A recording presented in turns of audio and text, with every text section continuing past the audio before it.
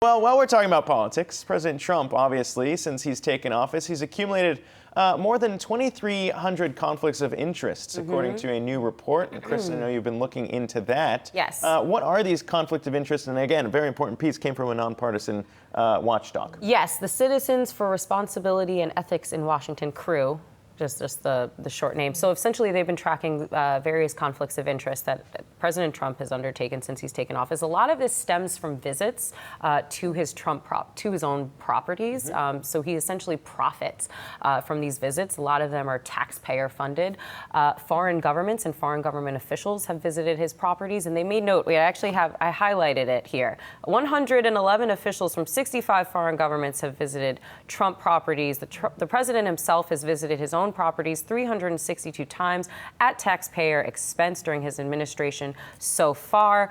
$5.9 million has been spent by political groups at Trump properties.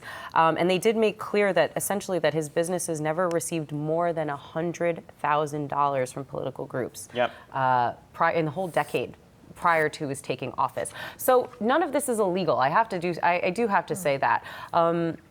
Well, they say it depends. C.R.E.W. says it depends on the issue, actually, which specific conflict of interest we're talking about. A lot of this is not illegal, but a lot of politicians, and then we were discussing this before we came out here, most politicians really try to make sure that there is not even an appearance of a conflict of interest. And as the group alleges, and there's been a lot of reports about this, the president seems to invite these conflicts of interest, which is incredibly problematic. He has not fully divested from his assets. He's essentially put his money over into a revocable non-blind trust that his son administrates. And his son is very much part and parcel of what the president does. So he hasn't fully stepped back. I mean, Jimmy Carter, but when you the man divested from his peanut farm in the middle of nowhere, Georgia. Presidents Reagan. The relative value wasn't that big. But that's the point. That's the point. The value wasn't there, and yet even he stepped back. Presidents Reagan have done this. Presidents Bush have done this. Because he's got such a vast, interest in all No, these it's not hard. things. If you want to be the president of the United States and you are a billionaire and you essentially are an owner of a multinational, But if you've decided to take on the role of the president of the United States and you are a business owner, a business leader. He's not the first businessman that has ever become the president. The richest, yes, but he's not the first. Then it behooves you to step back and fully divest from your interests. Is it not true that a lot of Trump properties actually seem to have lost some business because of the president's wholesale? The president has, and I've even seen this, I've looked through his FEC filings, the president has made money from campaigning, from politicians that have visited and paid for events, his own campaign spending money at his own properties.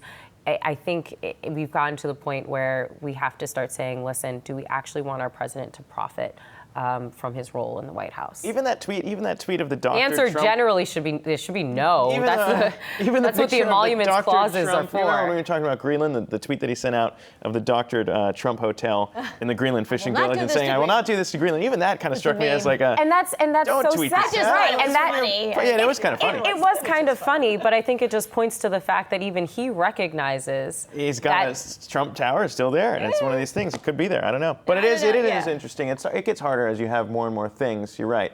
I'd like to throw back to Jimmy. Just because something is hard doesn't mean that it shouldn't be done. Like I said, President Trump, when he decided to run for office, and he won, he should have known, and he should have decided to step back. Completely from his businesses. He's not breaking the law with those. No. He's definitely walking right up to the line and tap dancing around it. There hasn't been a politician or a developer in history who hasn't walked up to the line. I think that's what they do. And you've seen it. Firsthand. I'm just a doctor, so what do I know? But yeah.